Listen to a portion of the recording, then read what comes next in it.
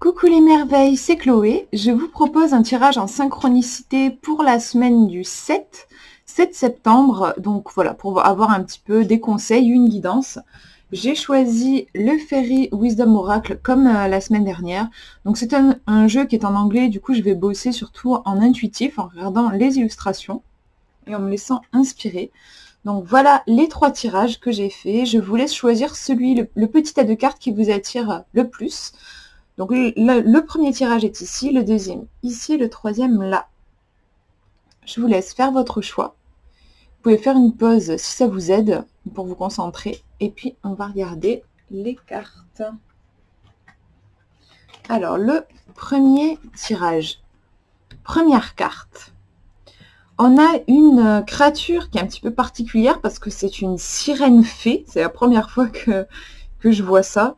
Donc en fait, elle a le côté à la fois air avec les ailes, donc un côté peut-être plus intellectuel, intelligence. Et en même temps, elle a aussi l'eau, donc tout le côté émotionnel avec sa queue de poisson.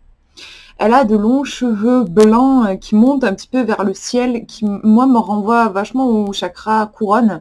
Et le côté connexion, on sent qu'elle est vraiment connectée au ciel, hein, aussi avec ses ailes, mais avec aussi ses cheveux. Elle a 4 mains. C'est marrant, hein, on retrouve vraiment, je trouve, dans la carte cette idée de dualité. Hein. On pourrait presque penser qu'elle a des mains de femme et des mains d'homme derrière, un côté yin yang. Les ailes, donc l'air et en même temps l'eau.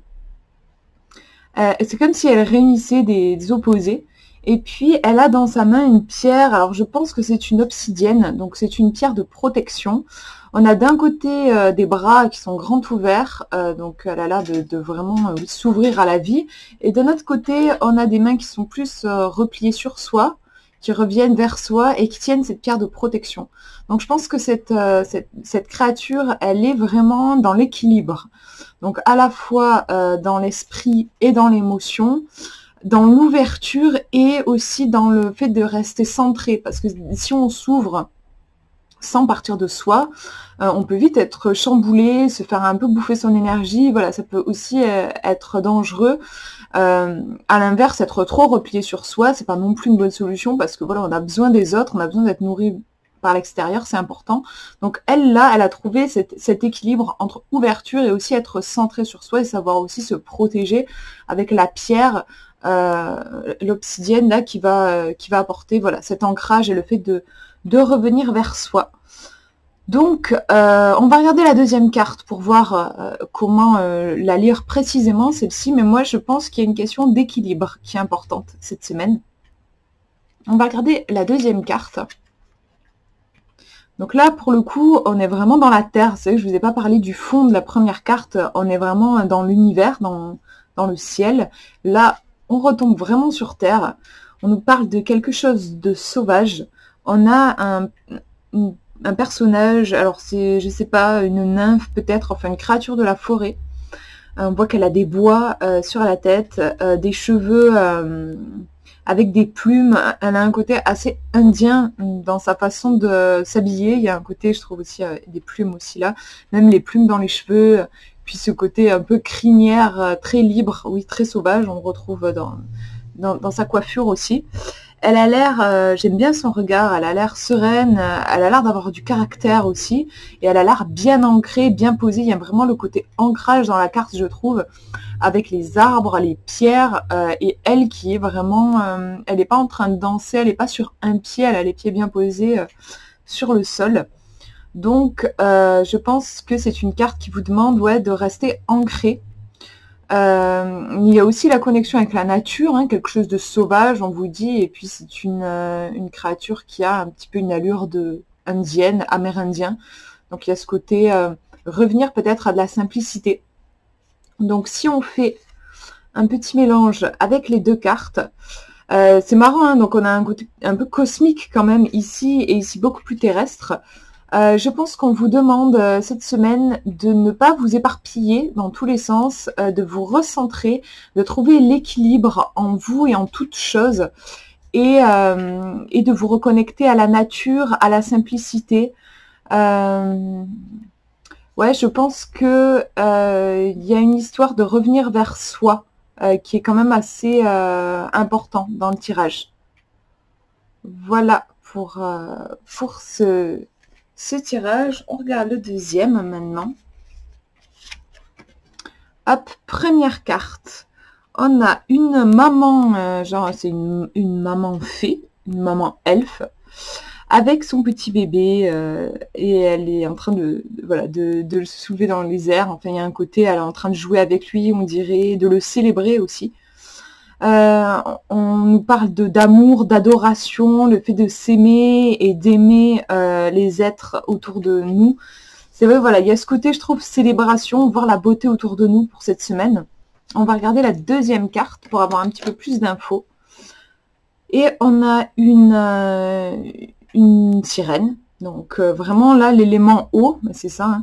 Hein. Dans l'élément eau, on a le côté sensibilité très yin. Cette semaine, il y a vraiment un côté célébration de l'énergie féminine, je trouve, entre le côté ici un petit peu maternel, douceur, bienveillance, amour, et puis voilà, la sirène qui retranscrit, je trouve, toute cette énergie de douceur, de beauté, de sensualité aussi, de mouvement, épouser le mouvement, hein, je trouve qu'on voit, voilà, avec ses cheveux, les algues, il y a cet aspect-là.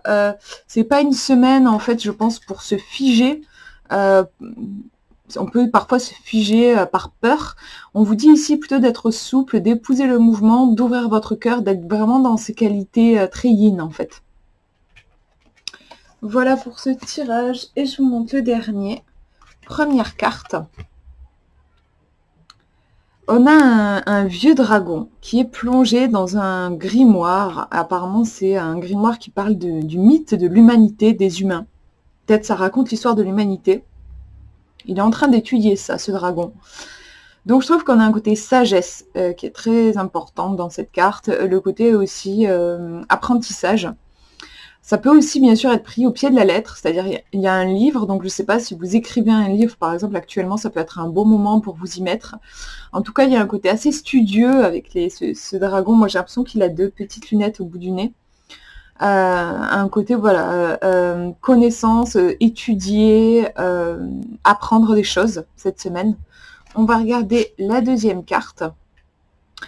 Et on a une petite fée, c'est marrant, je l'ai présentée sur Instagram il n'y a pas longtemps, elle est sortie un de ces jours-là, un de ces derniers jours. Donc c'est mignon, c'est une petite fée du jardin en fait, donc elle a un ami taupe. Donc la taupe, on a vraiment le côté sous terre, les taupes sont aveugles, enfin j'y vois vraiment pas grand chose, et elles ont des petites moustaches, je trouve ça très mignon les taupes en fait. Et elle creuse, elle creuse, elle creuse. Donc il y a peut-être cet aspect cette semaine, aller creuser. C'est vrai, oui, que ça va bien avec le dragon au début. Il y a cet aspect, aller creuser, chercher plus loin. Peut-être que, je ne sais pas, si vous êtes passionné par quelque chose ou vous êtes curieux par rapport à quelque chose, on vous demande d'aller creuser, d'aller chercher plus loin. Si vous vous posez des questions, on vous dit là aussi d'aller chercher, creuser. Qu'est-ce que je peux vous dire d'autre ? Moi, je vois vraiment ça. Je trouve en fait que dans ces 2 cartes, on a une énergie très calme. On n'a pas de rouge sur les cartes, pas de orange. On retrouve en fait, vous voyez la couleur de la terre sur le livre ici, le grimoire. Donc on a un côté plus s'ancrer, faire ses recherches de son côté, prendre le temps de laisser infuser les choses. J'aime bien ce mot. Si vous avez par exemple été un petit peu chahuté avec la pleine lune là qu'il y a eu cette semaine, c'est peut-être un moment pour laisser les choses se déposer en vous. Et voilà, il y a un côté sagesse et ne pas s'agiter dans tous les sens. En fait, je le sens vraiment comme ça, moi. Voilà pour ce tirage pour cette semaine. J'espère que ça vous aura parlé. N'hésitez pas à me dire en commentaire. Moi, je vous fais de gros bisous. Prenez bien soin de vous.